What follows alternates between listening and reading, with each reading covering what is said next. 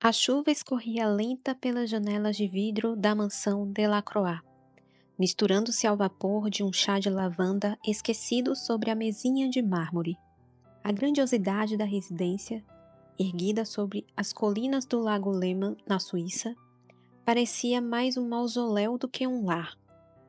Tapetes orientais absorviam o silêncio com a mesma elegância com que abafavam os passos do seu único habitante.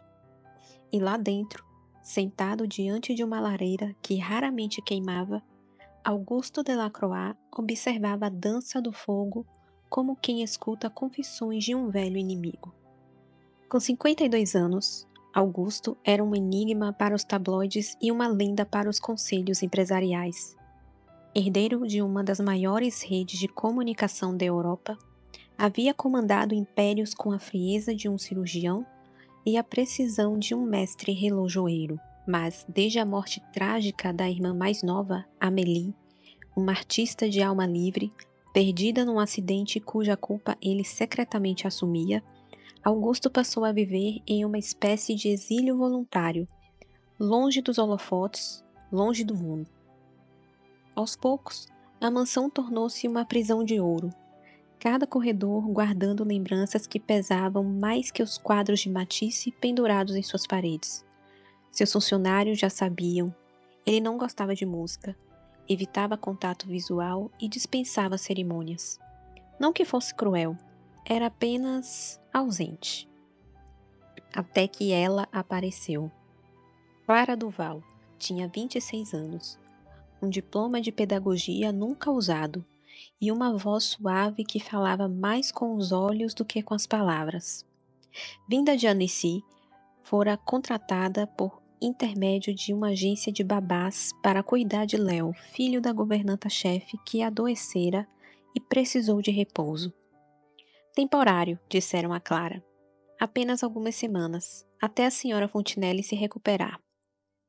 Ela não imaginava que, ao atravessar os portões de ferro da propriedade Delacroix, estaria entrando em um mundo onde o tempo parecia dobrar, onde as palavras eram medidas como ouro e onde um homem rico escondia mais do que seu rosto. Era fim de tarde quando o pequeno Léo escapou de sua vista pela primeira vez. Corria pelos jardins com um aviãozinho de madeira nas mãos, rindo alto, os cabelos encaracolados molhados pelo orvalho. Clara, aflita, seguia atrás, gritando baixinho. Léo, volte aqui, Léo! Foi então que a colisão aconteceu. O menino trombou contra as pernas de Augusto, que observava o lago debaixo de um guarda-chuva negro, os pensamentos distantes como o horizonte. O impacto fez o bilionário perder brevemente o equilíbrio, mas ele não caiu. Baixou os olhos lentamente, como se visse um ser de outro planeta. Léo, no entanto, apenas sorriu e disse, com a candura que só uma criança pode ter: Oi, você é o rei dessa casa? A pergunta arrancou um quase sorriso de Augusto, o primeiro em muitos anos. Clara se aproximou em seguida, encharcada e visivelmente constrangida. Senhor Delacroix, me perdoe. Eu perdi ele de vista por um instante. Augusto olhou para ela como se não a visse de fato. Observou um rosto vermelho, a respiração acelerada, os cabelos grudados na testa. Mas havia algo ali. Uma doçura contida, uma firmeza disfarçada, uma presença. Ele é rápido, como um Delacroix, disse Augusto, virando-se lentamente para retornar à casa. E então, como se isso fosse uma ordem silenciosa, Léo correu atrás dele, rindo. Naquela noite, Augusto não conseguiu dormir. O som do riso de Léo ecoava pelos corredores de sua mente. Uma memória recente, mas já incômoda. E aquela jovem, Clara, seu rosto lhe parecia familiar, embora ele soubesse que era impossível. Teria sido um traço, um gesto, uma lembrança mal resolvida de outra vida? O que Augusto não sabia, ainda, é que o destino não colocava pessoas em sua vida por acaso. No dia seguinte, em vez de evitar os espaços comuns como sempre fazia, ele apareceu na cozinha. Sentou-se à mesa, observando Clara preparar a refeição de Léo. Ela cantarolava uma música suave, Algo infantil, talvez uma canção francesa antiga. Léo a imitava, batendo a colher contra a mesa como se fosse um tambor. Quando ela notou a presença do patrão, sua canção cessou abruptamente. Mas Augusto fez um gesto com a mão. Continue, ele parece feliz. Clara hesitou, depois sorriu discretamente e voltou à melodia. A voz dela era de uma simplicidade encantadora, sem firulas ou pretensões. Era o tipo de som que não se ouve em salões de gala, mas que acalma dores que ninguém vê. Augusto não sabia por quê, mas começou a frequentar mais a cozinha. Não comia ali, apenas observava. Os dias tornaram-se menos silenciosos. Léo, agora confortável com a presença de Augusto, chamava-o de tio Gus, um apelido que ninguém ousaria sugerir, mas que arrancava do bilionário algo entre o constrangimento e a ternura. A relação entre Clara e Augusto era, no começo, nada além de protocolar. Ele falava pouco e ela sabia respeitar os silêncios. Mas aos poucos, algo foi mudando. Augusto começou a fazer perguntas, pequenas, disfarçadas de curiosidade educada. Você tem família, senhorita Duval? Apenas uma avó. Está em um asilo em Chambéry. Vou vê-la sempre que posso. E seus pais? Clara baixou os olhos.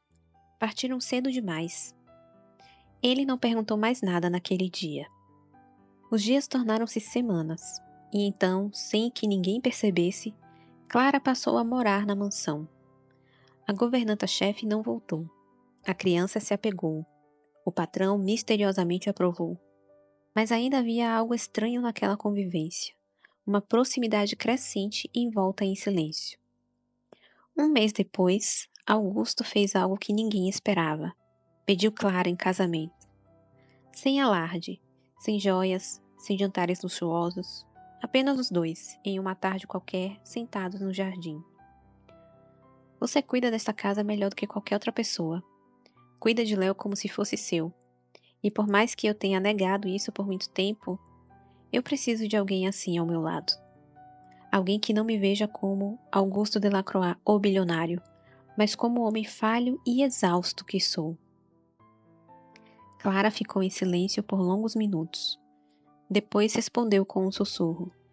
Casamento não cura a solidão, senhor Delacroix. Eu sei, mas talvez, só talvez, possa nos dar paz. E ela aceitou. Casaram-se discretamente, com um juiz da cidade e duas testemunhas da equipe da casa. Nem flores, nem fotógrafos. Nenhum jornal noticiou, nem mesmo Léo entendeu exatamente o que havia acontecido. Mas no coração da nova senhora Delacroix havia um segredo, um motivo oculto, uma sombra que ainda não havia mostrado o rosto. O outono chegou silenciosamente à propriedade Delacroix. As folhas douradas começavam a formar um tapete natural sob as árvores centenárias que ladeavam os jardins, e o lago assumia um tom mais acinzentado, refletindo o céu carregado de nuvens e melancolias antigas. Era a estação preferida de Amélie, a irmã de Augusto, e talvez por isso também a mais dolorosa. Desde que Clara dissera sim à proposta de casamento, a atmosfera na mansão mudara. Não que houvesse celebrações ou novos hábitos. A rotina seguiu quase intacta, como se ambos tivessem feito um pacto silencioso para não despertar o mundo exterior. Mas algo havia se instalado entre eles, uma tensão delicada, quase imperceptível aos olhos alheios. Augusto, mesmo com seu controle emocional implacável, sentia-se diferente. Havia anos que não dividia sua intimidade com ninguém, que não permitia que alguém entrasse na esfera de sua solidão com tamanha leveza. E ainda assim, não era amor o que sentia, não exatamente. Era algo mais sutil e mais cruel, a necessidade desesperada de proximidade misturada ao medo de ser descoberto. Porque Augusto tinha segredos, e Clara, embora discreta, parecia enxergar mais do que deixava transparecer. Certa noite, ao passar pelo corredor do segundo andar, Clara viu uma porta entreaberta. uma das poucas que Augusto mantinha sempre trancadas. Era o antigo ateliê de Amélie. Ela hesitou, mas algo a impulsionou. Empurrou a porta com suavidade e entrou. A sala estava coberta por lençóis brancos, como se a alma da artista ainda pairasse ali, escondida do tempo. Havia telas inacabadas, pincéis ressecados, uma escrivaninha com cartas não enviadas. No centro, um cavalete com uma pintura inacabada. Um rosto feminino, indefinido, olhando para além do visível. Clara se aproximou lentamente, sentindo um arrepio percorrer sua espinha, e então um sussurro cortou o silêncio. Não deveria estar aqui. Ela se virou de sobressalto.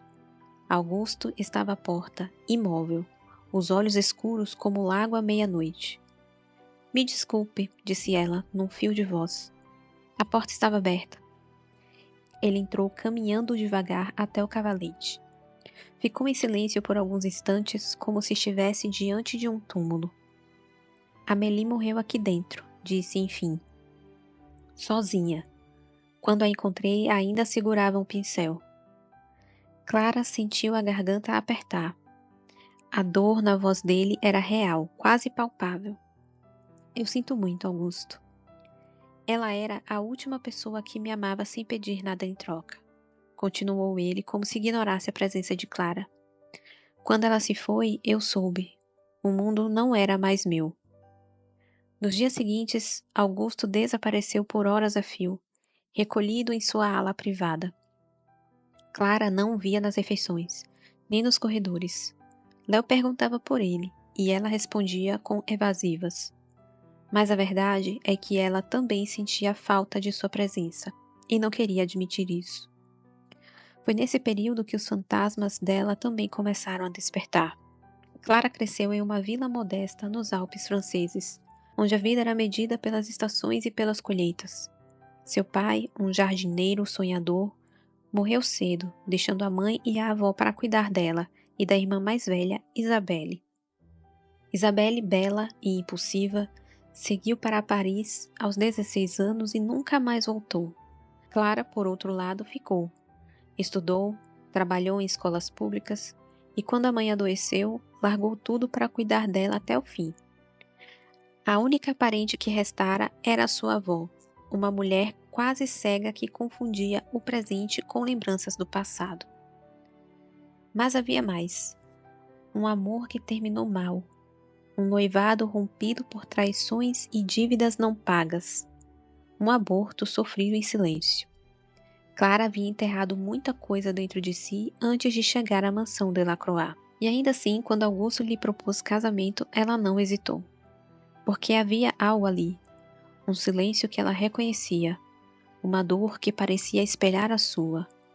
Ela sabia que ele não a amava, mas também sabia que o amor, às vezes, nasce do respeito mútuo entre duas almas machucadas.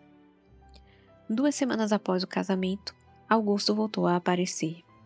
Clara estava no jardim, regando as hortênsias azuis que tanto agradavam a Léo, quando o viu parado à sombra de um carvalho, observando-a em silêncio. Você cuida dessas flores como se fossem preciosas. Talvez sejam, respondeu ela, sem olhar diretamente para ele. São as únicas que sobrevivem ao inverno sem perder a cor.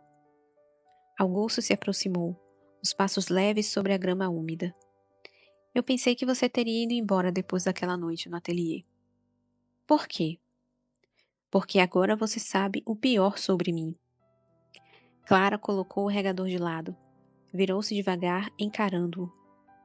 O pior sobre alguém não é o que ele sofreu, Augusto.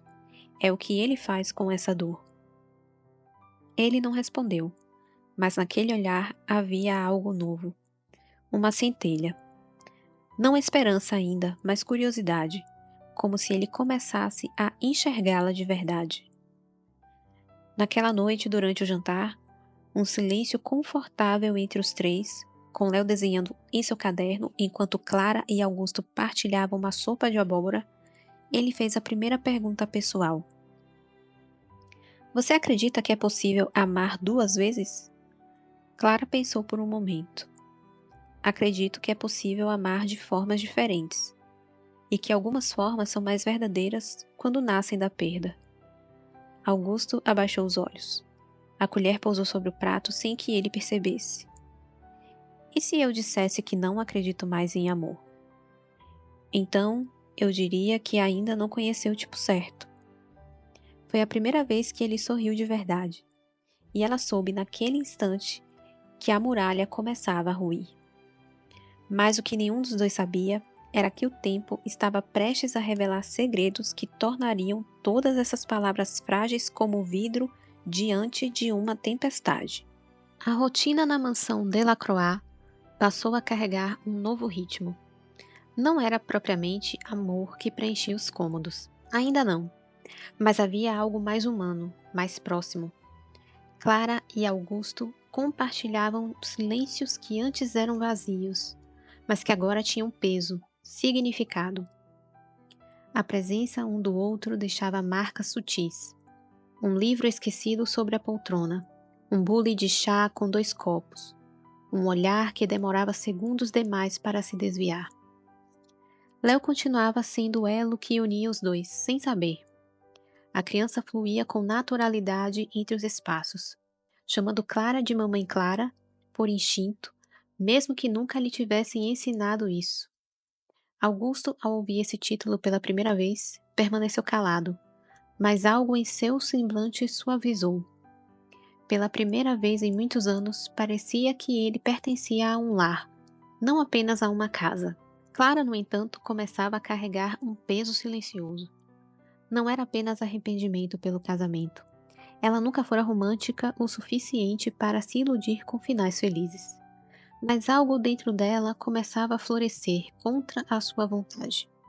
Augusto, com toda sua rigidez emocional, com sua dor velada, sua amargura contida, estava se tornando próximo, familiar, intimamente reconhecível. E isso a assustava mais do que qualquer tempestade. Ela conhecia homens como Augusto. O mundo estava cheio deles, príncipes de pedra, esculpidos por tragédias e poder, sempre prontos a se defender com silêncio e controle. Mas o que fazia Augusto diferente era a maneira como ele, sem perceber, se entregava em pequenos gestos. Quando deixava que Léo o visse vulnerável, quando perguntava a Clara se ela havia dormido bem, ou quando a ouvia sem interrompê-la. Não era amor, mas era um princípio, uma rachadura. Certa tarde, Clara encontrou Augusto no escritório, diante de uma estante com livros empoeirados. Ele tinha nas mãos uma carta, escrita à mão, o envelope amarelado pelo tempo. "Está tudo bem?" ela perguntou ao vê-lo com os olhos fixos no papel. "É de Amélie", disse ele, sem olhar para Clara. "Uma carta que ela nunca me entregou." Ela se aproximou, hesitante. Ele leu em voz alta. "Augusto, sei que você me vê como impulsiva, irresponsável, perdida, mas eu só quero viver diferente de você. Não quero comandar impérios.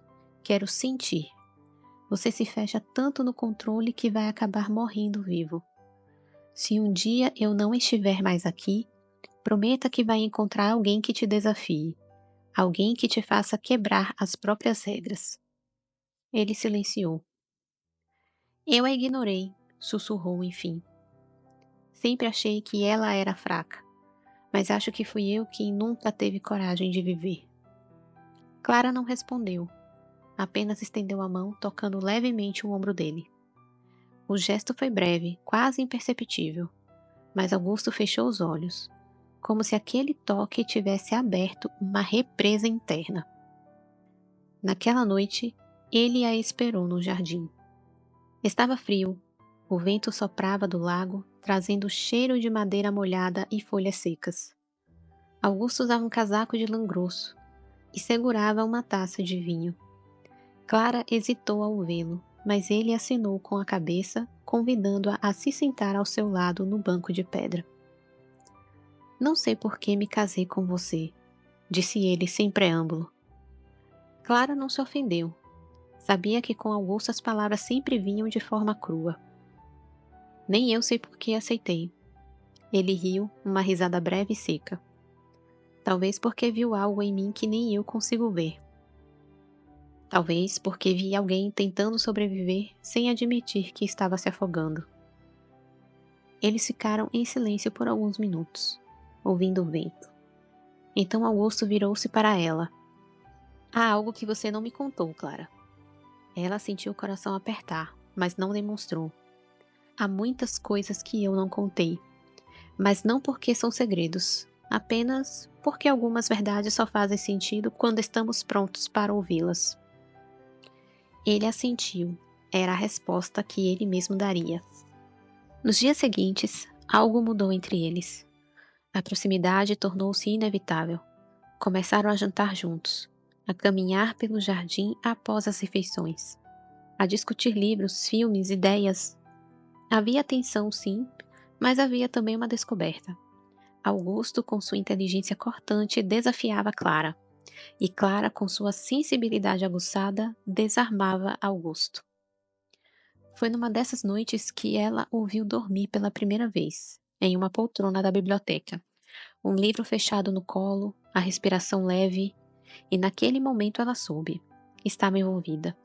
Não sabia como nem porquê, mas estava. O que ela não sabia era que Augusto também carregava um novo medo, o de se permitir. Ele começava a desejar Clara, não como se deseja uma mulher, mas como se deseja um lugar seguro. Ela era o único território onde ele podia ser fraco, sem ser julgado.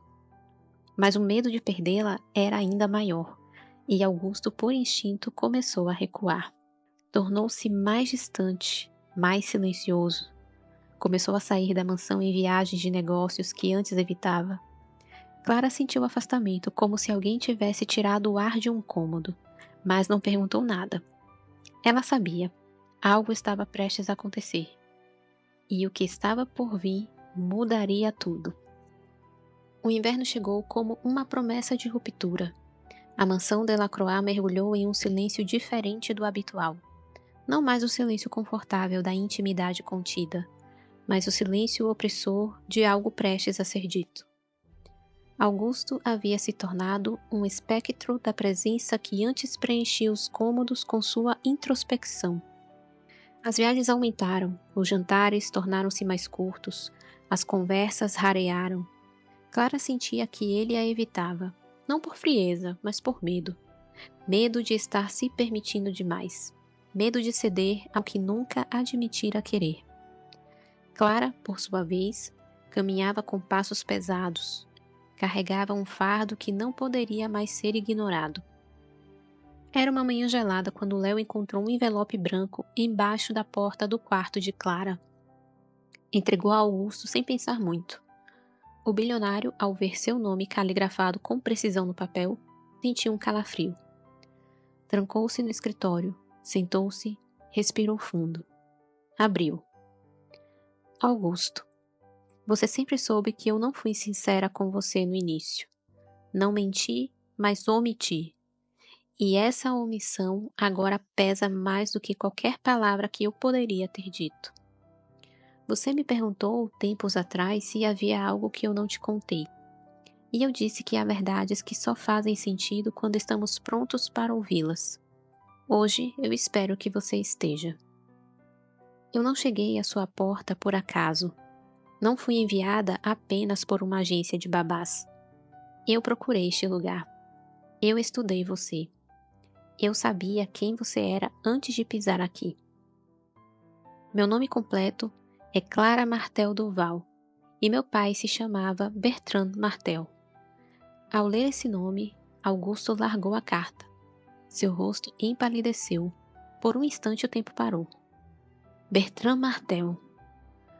Anos atrás, ele era o diretor de uma pequena editora independente que recusara vender sua empresa a Augusto. E como resposta, Augusto destruiu. Expôs publicamente contratos, manipulações financeiras, descredibilizou seus autores. A editora faliu em 6 meses. Bertrand, após anos de tentativas frustradas de se reerguer, caiu em uma depressão silenciosa e desapareceu. Augusto nunca mais pensou nisso. Com as mãos trêmulas, ele continuou a ler. Meu pai não sobreviveu. Morreu poucos meses depois. Minha mãe adoeceu. Eu tinha 17 anos. Trabalhei como pude, cuidei de minha família e jurei que um dia olharia nos seus olhos e faria você sentir a dor que causou. Não como vingança, mas como verdade. Eu entrei nessa casa com um propósito. Não era amor, era justiça.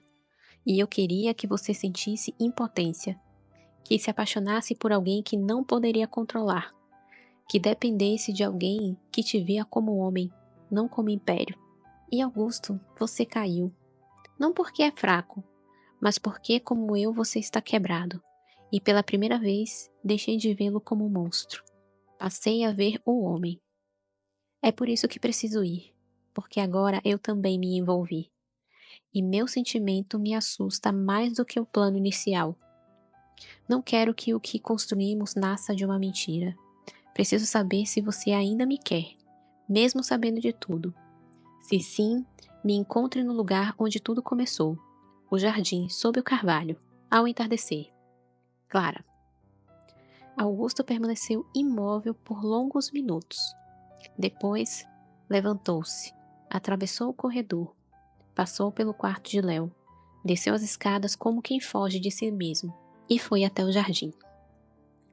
Clara estava lá, de pé com o casaco de lã fechado até o pescoço, os olhos marejados e firmes. Ao vê-lo, respirou fundo. Você leu? Li. E agora?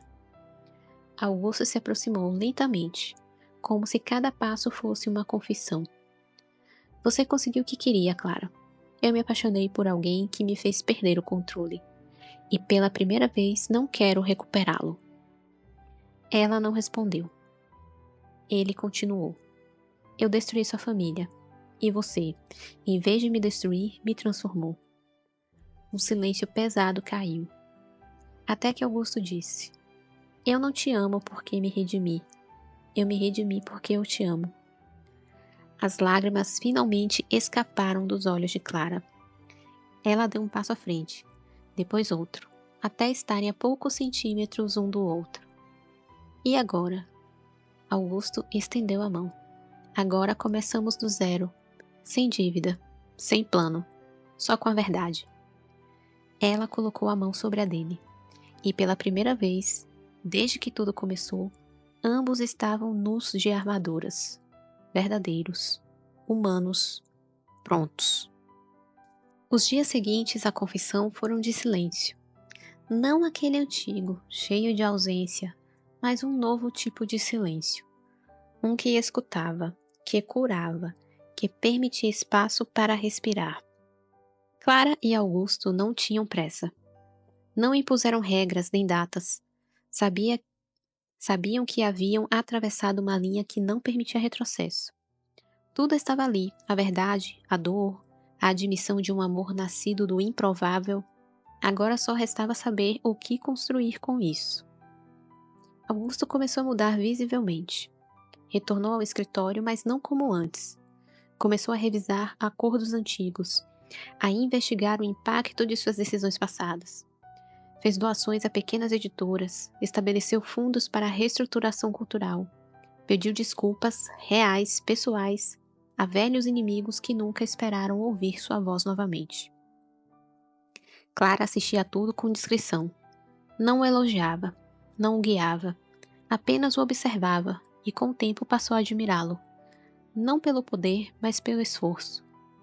Certa tarde, enquanto ele terminava uma ligação, ela se aproximou da poltrona com uma xícara de chá e disse: Você está fazendo mais do que eu imaginei. Isso não era parte do meu plano. Talvez agora seja parte do meu, respondeu ele com um leve sorriso. Léo crescia entre eles como um símbolo de renascimento. O menino, que antes via em Augusto um tio distante e sério, agora pedia para dormir em seu colo nas tardes de tempestade. Augusto, desajeitado no início, aprendeu a abraçá-lo sem medo. Era como se parte de sua alma enterrada por tanto tempo finalmente tivesse aprendido a viver fora da caverna. E então, um dia, Clara vomitou logo ao acordar. A princípio pensou ser uma simples indisposição, talvez algo que comeu na noite anterior. Mas os dias passaram. O enjoo matinal persistiu. As emoções ficaram mais à flor da pele e ela sabia, antes mesmo de confirmar com exames. Estava grávida.